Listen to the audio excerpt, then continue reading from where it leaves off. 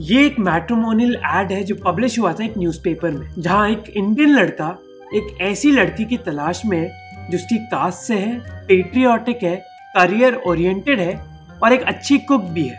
वहीं ये दूसरा लड़का बहुत स्पेसिफिक चीजें ढूंढ रहा है, लड़की का बॉडी साइज और लड़की कपड़े कैसे पहनती है, जबकि ये लड़की एक ऐसा लड़का ढूंढ रही है जिसके पास करीब 20 एकड़ का फार्म हाउस हो। और फिर ये लास्ट लाइन देखिए, ऐसे तो नहीं होता है। अब ये ऑब्वियसली कुछ फनी एग्जांपल्स है कि यंग इंडियंस कैसे मैरिज पार्टनर की तलाश में है, पर अगर आप रिसर्च देखोगे तो एक्चुअली यंग इंडियंस बहुत पर्टिकुलर है कि उनको कौन सी चीजें चाहिए अपने पार्टनर से। और यही मैं आपको बताना चाहता हूँ इस वीडियो में कि यंग इंडियंस किन लोगों के साथ शादी करना चाहते हैं।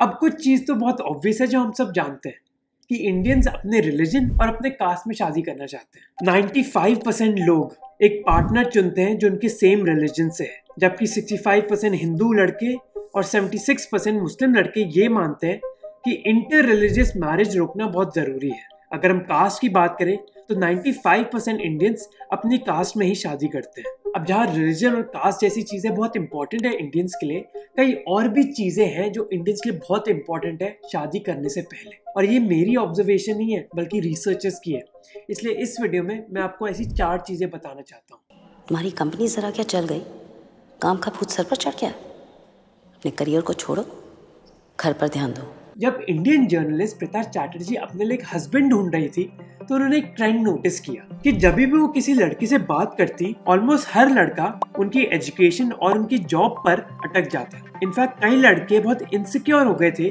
कि ये लड़की एक जर्नलिस्ट है और शादी के बाद अपनी जॉब कंटिन्यू रखना चाहती है। और ये इतना सरप्राइजिंग नहीं है क्योंकि कई इंडियन लड़के लड़कियों की एजुकेशन को इतनी वैल्यू नहीं देते। Don't you think you should quit your job? जैसे इस रिसर्च को देखिए, इस रिसर्च में लड़कियों की फेक प्रोफाइल्स बनाई गई थी शादी.com पर। ये प्रोफाइल्स कई चीजों में सिमिलर थी, एज, हाइट, लाइफस्टाइल एक्सेट्रा, पर एक चीज इन प्रोफाइल्स में डिफरेंट थी, लड़कियों की इनकम और वर्क एक्सपीरियंस। ये प्रोफाइल्स लड़कों के साथ फिर शेयर कर गई शादी.com पर। और रिसर्चर्स को मिला क्या? उन्होंने ये पाया कि एक लड़के से मैच करने की चांसेस लड़की के लिए बढ़ जाती हैं अगर उन्होंने पूरी जिंदगी में कोई जॉब नहीं करी होती। जिसका मतलब है कि वो लड़कियां जो बहुत करियर ओरिएंटेड है उनके लिए बहुत मुश्किल हो जाता है एक लड़के को ढूंढना शादी के लिए। जैसे प्राची का उदाहरण लीजिए जो गुड़गांव में एक MNC के लिए काम करती है। उन्होंने बताया कि उनके लिए बहुत मुश्किल हो गया था कोई भी लड़का ढूंढना जो उनसे ज्यादा या फिर सिमिलरली क्वालिफाइड है, जिसकी वजह से उनके पास बस 2 ऑप्शंस बचे थे, किसी ऐसे लड़के से शादी करना जिसकी क्वालिफिकेशन कम है या फिर शादी करना ही ना। अब आप भी जानते हैं कि हमारी सोसाइटी में किसी के लिए शादी ना करना ऑलमोस्ट अनएक्सेप्टेबल है। इसी वजह से कई इंडियन लड़कियों को जो वेल क्वालिफाइड होती है उनको ऐसे लड़कों से शादी करनी पड़ती है जिनकी उनसे कम एजुकेशन हो, और शायद इसी वजह से कई लड़कियां खुद ही से शादी कर रही हैं। गुजरात की वडोदरा में रहने वाली शमा बिंदु ने खुद के साथ शादी कर ली है। तो लड़के ऐसी लड़कियां चाहते हैं जो ज्यादा काम ना करें। लड़कियों की क्या प्रेफरेंस है? भारत मैट्रिमनी ने एक सर्वे किया था जहां उन्होंने दिखाया कि मोस्ट लड़कियां लड़कों के लुक्स को जरूर कॉम्प्रोमाइज कर देंगी पर उनकी सैलरी को कॉम्प्रोमाइज नहीं करना चाहती। इसके लिए शायद एक कारण ये हो सकता है कि कई लड़कियां फाइनेंशियली इंडिपेंडेंट नहीं होती, उनकी पूरी डिपेंडेंट उनकी हस्बैंड की सैलरी पर ही होती है, इसलिए उस चीज पर वो कॉम्प्रोमाइज नहीं करना चाहते। अब मैं थोड़ा एक डाइवर्जन लेना चाहता हूँ। कई ग्रेजुएट्स आपको मिलेंगे जिनके पास इतने स्किल नहीं है, स्पेशली इंजीनियरिंग ग्रेजुएट्स, और उनको ऐसी जॉब्स करनी पड़ती हैं जो सालाना बस आपको 3 से 4 लाख रुपए देती हैं। अब ऐसे इन्वायरमेंट में जब इन्फ्लेशन बढ़ रही है जिसकी वजह से कॉस्ट ऑफ लिविंग भी बढ़ रही है, ऐसे ग्रेजुएट्स के पास इतनी स्टेबिलिटी नहीं होती कि वो शादी कर सके या फिर एक नई लाइफ स्टार्ट कर सके। ऐसे कंपेटिटिव एनवायरनमेंट में अपने आप को अपस्किल करना बहुत ही जरूरी हो जाता है, और इसीलिए मैं आपको बताना चाहता हूँ स्केलर के बारे में। Scaler.com एक ऑनलाइन टेक अकेडमी है जहाँ हर स्टूडेंट को सब्जेक्ट मैटर एक्सपर्ट्स पढ़ाते हैं टॉप कंपनी से। Scaler.com का फोकस है कॉलेज ग्रेजुएट्स और टेक प्रोफेशनल्स को अपस्किल करना। ताकि वो बेस्ट इंजीनियर्स और डेटा साइंटिस्ट बना सके। इस वेबसाइट से आपको 1-on-1 डाउट सेशंस और एक मेंटरशिप नेटवर्क भी मिलता है, बस करियर एडवाइस के लिए नहीं बल्कि लाइफ एडवाइस के लिए भी। और स्केलर से स्टूडेंट्स कई बिग टेक कंपनीज में प्लेस हुए हैं, जैसे Amazon, Adobe, जिसकी वजह से उनकी सैलरी अराउंड 126% तक बढ़ी है। इसके अलावा स्केलर आपको ये भी बताता है कि आप इंटरव्यूज कैसे क्रैक कर सकते हैं ऐसी टॉप कंपनीज में। इसीलिए अगर आप अपने आप को अपस्किल करना चाहते हैं, do check out scalar.com, link description में है। आप एक फ्री लाइव क्लास के लिए रजिस्टर कर सकते हैं खुद ही डिफरेंस देखने के लिए। अब वीडियो पर वापस आते हैं और दूसरे फैक्टर पर नजर डालते हैं।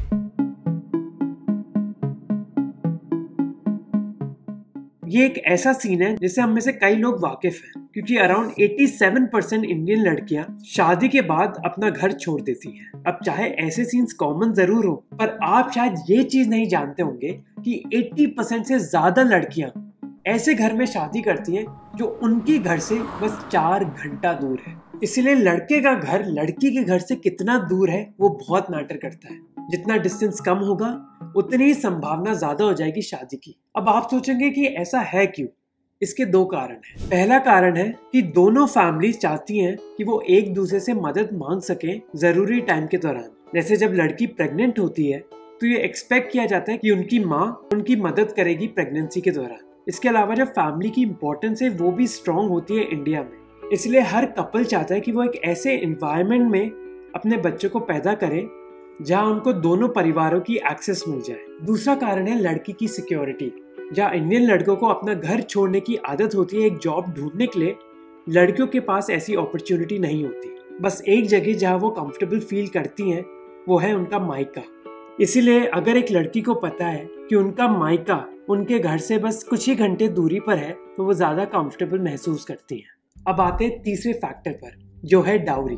ये सीसीटीवी फुटेज है एक रिटायर्ड हाईकोर्ट जज के घर से, जहां वो और उनका बेटा अपनी बहू को पीट रहे हैं उनके बच्चों के सामने। और वो ऐसा क्यों कर रहे हैं? The main criteria and main goal of them is to remarry him for the sake of dowry and other things. My father has fulfilled everything, but the point is they are not much satisfied with it. They wanted more and more, more and more. अब जब आप ऐसे dowry के videos देखते होगे, आपको शायद ये लगता होगा कि लड़की की फैमिली, स्पेशली वो जो बहुत गरीब खानदान से है, वो दहेज देना ही नहीं चाहेगी। पर इनफैक्ट इंडियन शादियों में दोनों ही साइड्स चाहती हैं कि वो एक अच्छा दहेज दे। इनफैक्ट दहेज की प्रैक्टिस अमीर खानदान में भी पाई जाती है और गरीब खानदानों में भी। अब आप सोच रहे होंगे कि लड़की की फैमिली भला क्यों दहेज देना चाहेगी जब इसकी वजह से उनको बहुत पैसा खर्च करना पड़ता है और ये प्रैक्टिस इलीगल है इंडिया में। इसके 2 कारण हैं। मीनाक्षी कुमारन का उदाहरण लीजिए जो मदुराई से है। उनका नाम उनके पिताजी के विल में नहीं दिया गया था और उनका नाम इस विल में नहीं था क्योंकि 800 ग्राम ऑफ गोल्ड उनकी शादी के लिए रिजर्व कर दिया गया था। तो मीनाक्षी के लिए ये जो गोल्ड था ये एक अकेला एसेट था जो उनको उनके परिवार से मिला। अब मोस्ट इंडियन महिलाओं की खुद की इनकम तो होती नहीं है। इसके बावजूद कि कई लॉज जैसे हिंदू सक्सेशन एक्ट जो 2005 में पास हुआ था, उसने गारंटी किया था कि लड़कियों को अपने परिवार की जायदाद जरूर मिलेगी, पर वास्तव में ऐसा होता नहीं है। इसीलिए जो दहेज है वो एक तरीके का एसेट ट्रांसफर होता है लड़की के परिवार से लड़की तक। और यही एक कारण है जिसकी वजह से इंडिया 2nd लार्जेस्ट कंज्यूमर है गोल्ड का पूरी दुनिया में। और इंडिया का ऑलमोस्ट आधा गोल्ड मैरिड लड़कियां ओन करती हैं ज्वेलरी के फॉर्म में। इसलिए गरीब से गरीब खानदान भी अपनी बेटी को कुछ ना कुछ गोल्ड चेन तो देंगे ही शादी के दौरान। दहेज का दूसरा पर्पस होता है लड़की की देखभाल करना जब वो अपने ससुराल चले जाएगी। आइडिया ये है कि जितना ज्यादा दहेज दिया जाएगा उतनी ज्यादा पावर बढ़ जाएगी लड़की की अपने नए घर में, क्योंकि अगर दहेज नहीं दिया जाएगा तो कोई भी लड़ाई होगी तो लड़की की नेगोशिएटिंग पावर कम हो जाएगी। When the bride comes into the groom's family and she displays the gold that she has received from her family, it's like setting a subtle economic status within the family itself. So there's a slight power game happening there. अब आते हैं आखिरी और चौथे factor पर, arrange versus love marriage. तो क्या young Indians love marriage चाहते हैं या फिर arrange marriage? Definitely prefer arranged marriage. And why?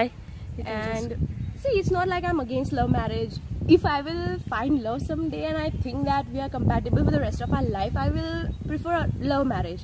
But right now I think I would prefer arranged marriage. Research के हिसाब से कुछ अर्बन इंडियन लड़के लव मैरिज के आइडिया से जरूर कंफर्टेबल हो रहे हैं, पर इंडियन लड़कियां अभी भी अरेंज मैरिज प्रेफर करती हैं लव मैरिज के ऊपर। अब इसका कारण क्या है? इसका कारण ये है कि इंडियन लड़कियां चाहें या फिर ना चाहें वो अपनी पेरेंट्स की विशेस के खिलाफ नहीं जा सकती, क्योंकि मोस्ट इंडियन लड़कियों के पास अपनी इंडिपेंडेंट इनकम नहीं होती। इसलिए शादी से पहले वो पूरी तरह डिपेंडेंट होती है अपने परिवार पर, जिसकी वजह से उनके पास कोई नेगोशिएटिंग पावर नहीं होती। कैसी लाइफ जी रहे हैं हम, सांस लेने तक को अलाउड नहीं हमें। इसके अलावा लव मैरिजेस पर एक स्टिग्मा भी होता है, क्योंकि अगर कोई लव मैरिज खराब हो गई तो सारा ब्लेम लड़की पर ही जाएगा। पर करण तो बहुत अच्छा लड़का है। हाँ, इंडिया के बारे में एक फेमस कहावत है, Whatever you say about India, the opposite is also true। आप कुछ भी बोलोगे इंडिया में तो उसका जो पूरा ऑपोजिट है वो भी सच होगा, और ये चीज सच है इंडिया की शादियों के बारे में। एक तरफ वो इंडिया है जो इंडियन मैच मेकिंग देखता है और जहाँ लड़कियां पैसे भी कमाती हैं और खुद अपना पार्टनर चूज भी करती हैं, और वहीं एक ऐसा भी इंडिया है जहाँ लड़कियों का खानदान दहेज के लिए तपस्या कर रहा होता है। एक ऐसा भी इंडिया है जहाँ लड़कों को खुली छूट मिलती है, जहाँ लड़कों के पास बिल्कुल कमी नहीं होती अपना पार्टनर चूज करने के लिए। वहीं एक ऐसा भी इंडिया है जहाँ लड़कों पर बहुत प्रेशर होता है अपनी सैलरी के बारे में और अपने लुक्स के बारे में। आप कौन से इंडिया से हैं? Let us know. तो होपफुली आपको ये वीडियो इन्फॉर्मेटिव लगा होगा। तो अगर आप इधर तक आ गए तो please subscribe to our channel, ताकि आपको भी इंफॉर्मेशन मिलती रहे और हम भी ग्रो करते रहे। तो बटन नीचे है, प्लीज दबाइए। और अगर आपको ये वीडियो अच्छा लगा तो शायद आपको ये वीडियो भी अच्छा लगेगा, जहाँ हम बात करते हैं कि एक्चुअली इंडियन सोसाइटी में जो दहेज की प्रैक्टिस है वो ओवर टाइम बढ़ क्यों रही है। इंडिया डेवलप हो रहा है तो वो घटनी चाहिए, पर ऐसा हो नहीं रहा। ये जानने के लिए इस वीडियो को देखिए। And don't forget to check out Scalar. Link is in the description. See you in the next video.